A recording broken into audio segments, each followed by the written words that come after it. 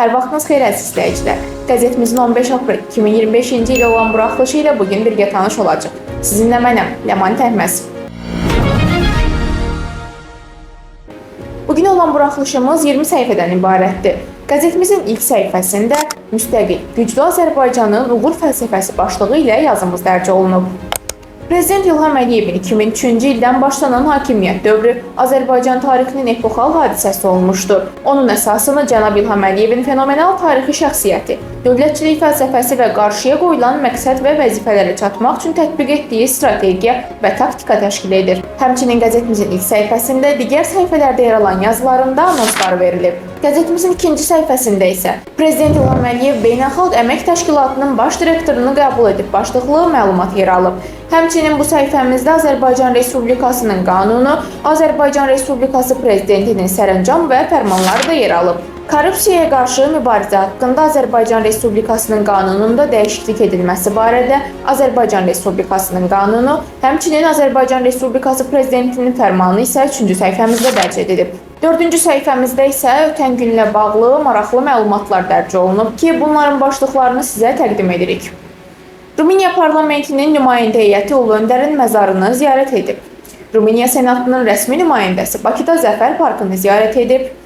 Baş nazir Əli Əsədov Rumıniya Parlamenti Senatının sədri ilə görüşüb. Həmçinin Rumıniya nümayəndə heyəti Bakıda bəstəkar George Enescu'nun abidəsini də ziyarət edib. İqtisadi inkişaf modeli, islahatlarla gələcəyə açılan yol başlıqlı yazı isə 5-ci səhifəmizdə yer alıb.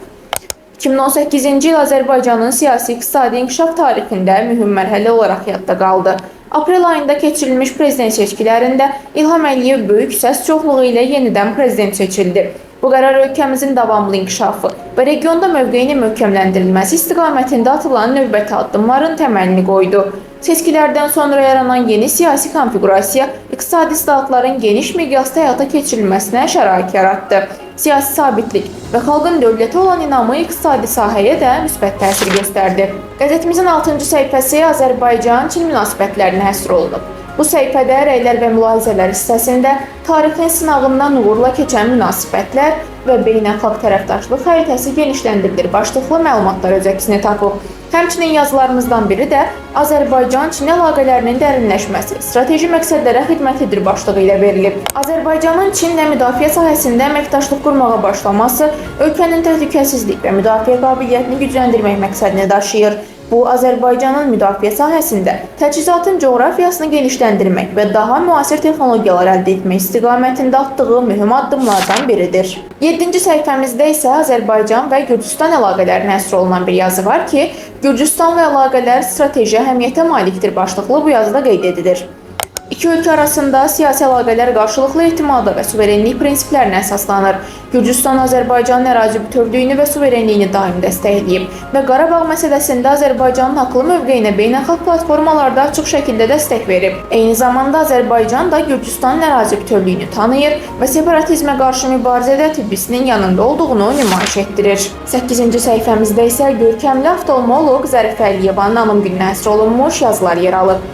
Dünya şöhrətli oftalmoloq alim, nüfuzlu ictimai xadim başlıqlı yazımızda bildirdik ki, elmi, tibbi və pedaqoji fəaliyyəti oftalmologiyanın müxtəlif sahələri üzrə apardığı tədqiqatlar, qazandığı nailiyyətlər, yaratdığı fundamental əsərlərlə Azərbaycan tibb elminin inkişafında misilsiz xidmətlər göstərən görkəmli alim 1923-cü il aprelin 28-də qədim Naxçıvan diyarının Şərur rayonunun Şaxtaxtlı kəndində ictimai-siyasi xadim Əziz Əliyevin ailəsində anadan olmuşdur. Müdrik siyasətçi, müasir müstəqil Azərbaycanın qurucusu Heydər Əliyevlə çətin, şərəfli ömür yolunda qoşa addımlayan, ona mənəvi dayaq olan, xalqımıza tarix yazan qalib sərkərdə bəxş edən, yüksək mənəvi keyfiyyətləri, zəngin elmi irsi, dərin biliyi ilə yüzlərlə insanın qaranlıq dünyasını nura qərq edən fədakar alim, əməkdar elm xadimi, akademik Zərifə Əliyevanın xatirəsi yalnız yaxınlarının, doğmalarının deyil, milyonların da qəlbində yaşayır. Qəzetimizin 9-cu səhifəsində də oftalmoloq Zərifə Əliyevaya həsr olunmuş yazılar yer alıb ki, zamanın fövqündə Zərifə Əliyeva və oftalmologiyanın konseptual sərhədləri başlıqlı yazıda bildirilir. 15 aprel Azərbaycanın tibb elminin inkişafında xüsusi xidmətləri olmuş görkəmli oftalmoloq, akademik Zərifə xanım Əliyevanın anım günüdür. Zərifə xanım Əliyeva 20-ci əsrin mürəkkəb və çağırışlarla dolu bir dövründə elmi uğurlar qazanmaqla yanaşı, həm də milli mənəvi dəyərlərə sədaqət nümunəsi göstərmişdi. 10-cu səhifəmiz isə maraqlı məlumatlara həsr olunmuşdur ki, bu məlumatların da başlıqlarını sizə təqdim edirik. Xankəndidə Ulu Öndər Heydər Əliyev və Suveren Azərbaycan mövzusunda konfrans və əməliyyat müşavirəsi keçirilib. Konstitusiya Məhkəməsində hakim Rafael Qvaladzenin səlahiyyət müddətinin başa çatması və yeni təyin olunmuş hakim Xanlar Vəliyevin kollektivə təqdim edilməsi ilə bağlı tədbir. Beynəlxalq Əmək Təşkilatının baş direktoru Azərbaycan Həmkarlar İttifaqları Konfederasiyasında olub. Səhiyyə Nazirliyində Qətərin ölkəmizdəki səfiri ilə görüş. Leyla Əliyevanın təşəbbüsü ilə şəhər yaşıllıqlarının inventarlaşdırılması üzrə layihənin növbəti mərhələsinə start verilib. Başlıqlı yazı isə 11-ci səhifədə yer alıb. Heydər Əliyev Fondunun vitse-prezidenti, İdeya İctimai Birliyinin təsisçisi və rəhbəri Leyla Əliyevanın təşəbbüsü ilə 2022-ci ildə həyata keçirilən Bakı şəhərində ağacların qeydiyyatı və nömrələnməsi layihəsinin növbəti mərhələsi başlanılıb. Leyla Əliyevanın iştirakı ilə aprelin 13-də Bakı şəhərinin Nərmanov rayonunda yerləşən yeni açılan parkda layihə üzrə ağacların qeydiyyatı aparılıb, üzərinə nömrəli etiketlər vurulub. 12-ci səhifəmizdə isə 15 aprel Dünya İncəsənət Gününə həsr olunmuş yazı dərc olunub ki, bəşəriyyətin ruhu, mədəniyyətin körpüsü adlanır bu yazı. İnsanlığın duyğularını ifadə etmə vasitəsi tarixin və mədəniyyətin sintezidir. Məhz bu səbəbdən 2019-cu ildə UNESCO tərəfindən 15 aprel Dünya İncəsənət Günü kimi təsis edildi. Bu tarix incəsənətin cəmiyyətə verdiyi töhfələrin rəsmi tanınması, yaradıcılıqla insanlıq arasında körpü qurulmasının simvoludur. Günün ən aktual siyasi mövzuları isə 13-cü səhifəmizdə yer alıb. Bu səhifə günün siyasi nəbz rubrikasına həsr edilib. Ermənistan sülh üçün real addımlar atmaqdan yayınır başlığı ilə verilən yazımızda Baş nazir Nikol Paşinyan son aylarda verdiyi bəyanatlarda Azərbaycanın ərazi bütövlüyünü tanımağa hazır olduqlarını bildirir deyilir. Lakin ölkənin konstitusiyası bu bəyanatlara tamamilə ziddir. Bu da göstərir ki, Ermənistanın sülh yönümlü ritorikası praktik addımlarla, xüsusilə də hüquqi dəyişikliklərlə müşayiət olunmur. Hadisələr kontekstində rubrikasına həsr olunmuş yazılar isə 14-cü səhifəmizdə yer alıb ki, buradakı yazılardan biri Türk dünyası və milli birliyə həsr olunub.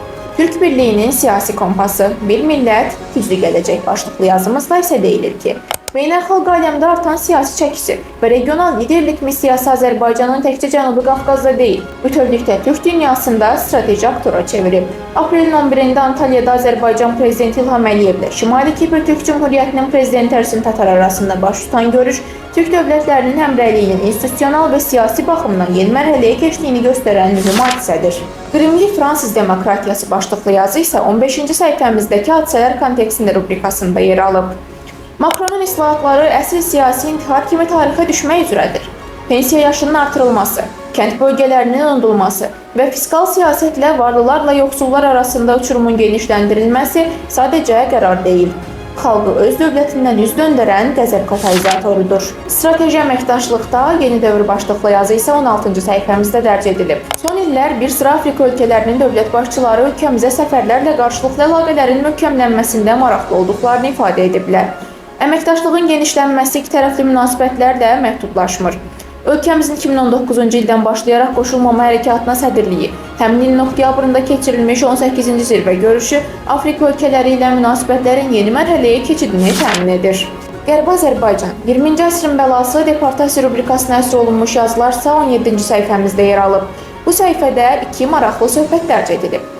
Qərbi Azərbaycan Araşdırmalar Mərkəzinə həsr olunmuş yazımızda Qərbi Azərbaycan Araşdırmalar Mərkəzinin rəhbəri Leyla Calalova ilə həmsöhbət olmuşuq.